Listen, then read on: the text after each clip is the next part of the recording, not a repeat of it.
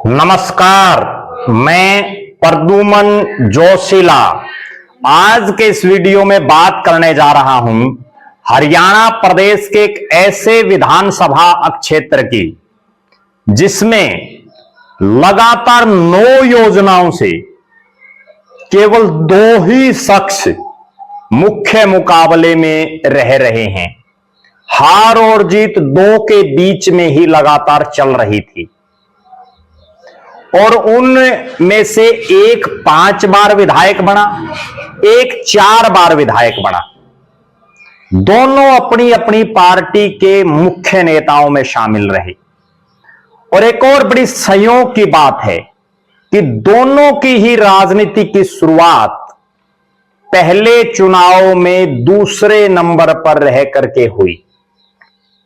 पूरा विस्तार से हम इस वीडियो में आपको आगे बताएंगे कि किस तरह से पिछले 42 साल से केवल 2 नेता और उन 2 नेताओं के इर्द गिर्द घूम रही है इस विधानसभा क्षेत्र की राजनीति। उससे पहले आप सभी दर्शकों से यह अनुरोध है कि आप YouTube पर हमारे चैनल को सब्सक्राइब करें, बेल आइकन घंटी का बटन अवश्य दबाएं, YouTube पर हमारे चैनल को ज्वाइन अवश्य करें ताकि आपका हमें सहयोग मिलता रहे। हमारे वीडियो को ज्यादा से ज्यादा शेयर करें, कमेंट अवश्य करें और देश और प्रदेश से संबंधित कोई भी बात आपके पास हो वो भी आप हम तक साझा कर सकते हैं।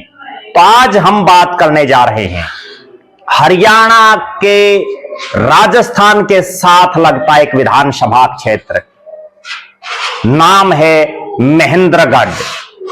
महेंद्रगढ़ विधानसभा क्षेत्र में एक ऐसा रिकॉर्ड पिछले 42 साल से बन रहा है जो हरियाणा में आपको कहीं और नहीं दिखेगा।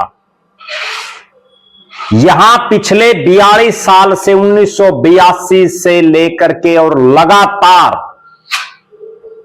2 ही नेताओं के इर्द गिर्द इस इलाके की राजनीति घूम रही है।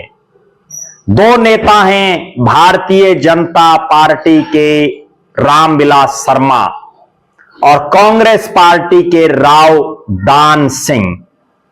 रामविलास शर्मा का मूल गांव इसी महेंद्रगढ़ विधानसभा क्षेत्र, इसी महेंद्रगढ़ जिले में राठीवास पड़ता है, जबकि राव दान सिंह का मूल गांव भिवानी जिले का प्रहलादगढ़ है। दोनों का पूरा राजनीतिक ब्यौरा मैं आपको दूंगा। इसके अलावा मैं आपको यह भी बताऊंगा कि समय समय पर किन किन नेताओं ने इन दोनों दिग्गजों को टक्कर देने की कोशिश की लेकिन वो कामयाब नहीं हो पाए। रामविलास शर्मा ने अपने राजनीतिक जीवन का पहला चुनाव जनता पार्टी की टिकट पर 1977 में लड़ा, लेकिन वो चुनाव हार गए और दूसरे नंबर पर रहे। और ये 1977 का वो दौर है जब इमरजेंसी के बाद इंदिरा गांधी की पूरे देश में फजीहत हो रही थी, लेकिन रामविलास जी उस समय यहां नहीं जीत पाए। लेकिन जैसे ही भारतीय जनता पार्टी बनी 1980 में, वो भारतीय जनता पार्टी के जो संस्थापक नेता हैं उनमें रामविलास शर्मा का नाम है। उसी समय से वो लगातार भारतीय जनता पार्टी में हैं और पिछले लगातार 1980 से और 2025 आ गया, 45 साल से लगातार भारतीय जनता पार्टी को, उसके कमल को सींचने का काम रामविलास शर्मा कर रहे हैं। उन्होंने राजनीति में बहुत उतार चढ़ाव देखे। पहला चुनाव हारने के बाद उन्होंने उल्टा मुड़ करके नहीं देखा और लगातार 4 चुनाव जीते, 1982, 1987, 1991 और 1996। चौधरी बंसीलाल की सरकार में वो बड़े पावरफुल मंत्री भी बने।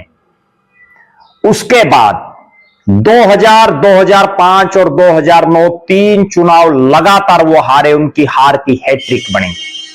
लेकिन 2014 में उनकी किस्मत फिर जागी और रामविलास शर्मा फिर से भारतीय जनता पार्टी की टिकट पर चुनाव जीते और मनोहर लाल खट्टर की सरकार में शिक्षा मंत्री बने, मुख्यमंत्री के दावेदार भी थे। भारतीय जनता पार्टी के कई सालों तक प्रदेश के अध्यक्ष भी रहे, पार्टी में बड़े बड़े दायित्व उनके पास रहे।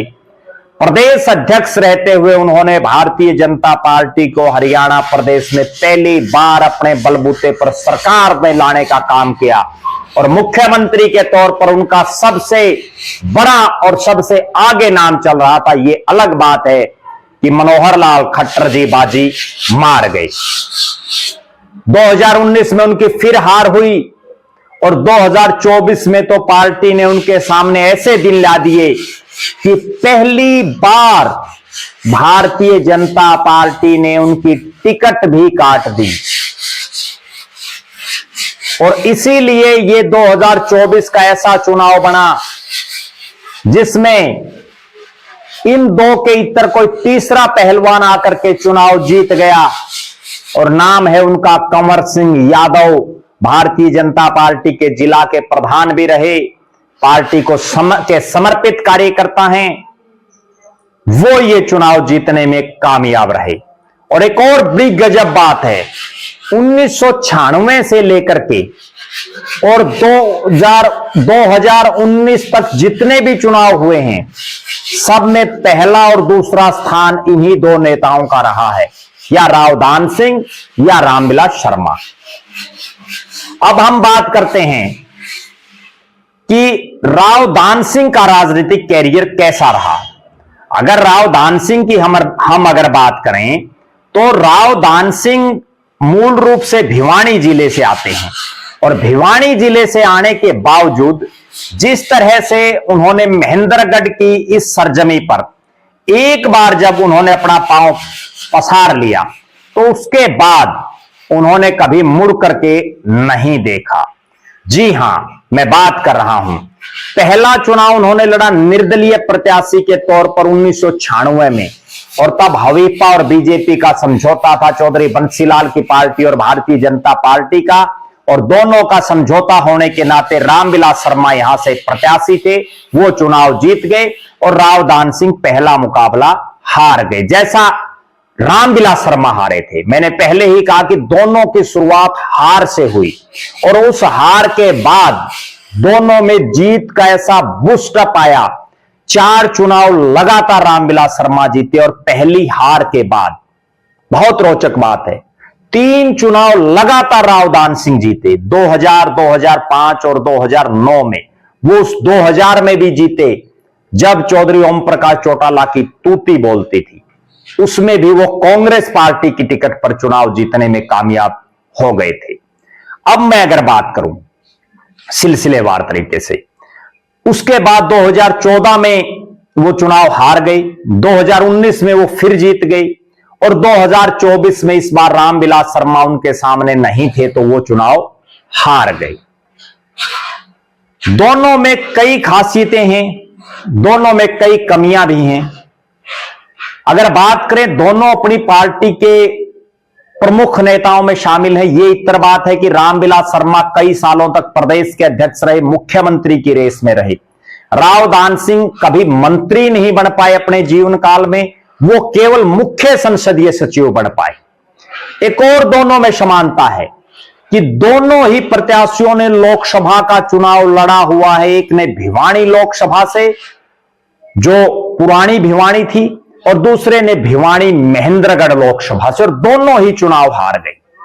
दोनों ही अपने जीवन के पहले चुनाव हारे, उसके बाद दोनों ने जीत की हैट्रिक लगाई, बल्कि रामविलास ने तो चौका लगा दिया। इस बार पहली बार ऐसा हुआ है कि 1996 के बाद इन दोनों के अलावा एक तीसरा नेता चुनाव जीतने में कामयाब रहा और उसका कारण भी यही रहा कि रामविलास शर्मा की टिकट बुढ़ापे में भारतीय जनता पार्टी ने काट दी, जो कहीं ना कहीं उनके साथ इस उम्र में पार्टी का जो एक बर्ताव रहा उसकी चर्चा भी पूरे हरियाणा ही नहीं पूरे देश भर में चली कि पार्टी को जीरो से हीरो बनाने वाले रामविलास शर्मा की बुढ़ापे में किस तरह से पार्टी ने बिरान माटी, रेरे माटी और दुर्गति कर दी है। यहां 2-3 नेता ऐसे भी हुए हैं जिन्होंने इन दोनों को टक्कर देने का प्रयास किया और जिसमें सबसे बड़ा नाम राव रमेश पालड़ी, जो 2 चुनाव इनकी टक्कर में लड़ चुके हैं, हालांकि दोनों बार हार गए। संदीप सिंह एसडीएम 2 चुनाव लड़ चुके हैं, लेकिन दोनों हार गए। राव कुलबीर सिंह बोहरा वो भी चुनाव हार गए। और भी बहुत से ऐसे नेता हैं जिन्होंने इनसे मुकाबला करने की कोशिश की, प्रयास किए, लेकिन कामयाब नहीं हो पाए। अब देखना यह है कि परिसीमन के बाद या जब भी अब आगे चुनाव होगा तो क्या एक बार फिर से रामविलास शर्मा मैदान में दिखेंगे, या उनके बेटे मैदान में आएंगे, या उनकी राजनीति का दी एंड हो चुका है। इस पर हमारी निगाहें बनी रहेंगी। आप भी जरूर अपनी राय रखना। आप लगातार हमारे साथ बने रहें। हमारे फेसबुक पेज को लाइक और फॉलो करें, यूट्यूब पर चैनल को सब्सक्राइब करें, बेल आइकन घंटी का बटन अवश्य दबाएं। यूट्यूब पर हमारे चैनल को ज्वाइन अवश्य करें ताकि आपका हमें सहयोग मिलता रहे। वीडियो को ज्यादा से ज्यादा शेयर करें, अपने बहुमूल्य कमेंट्स अवश्य लिखें। बहुत बहुत धन्यवाद। आपका अपना प्रद्युमन जोशीला।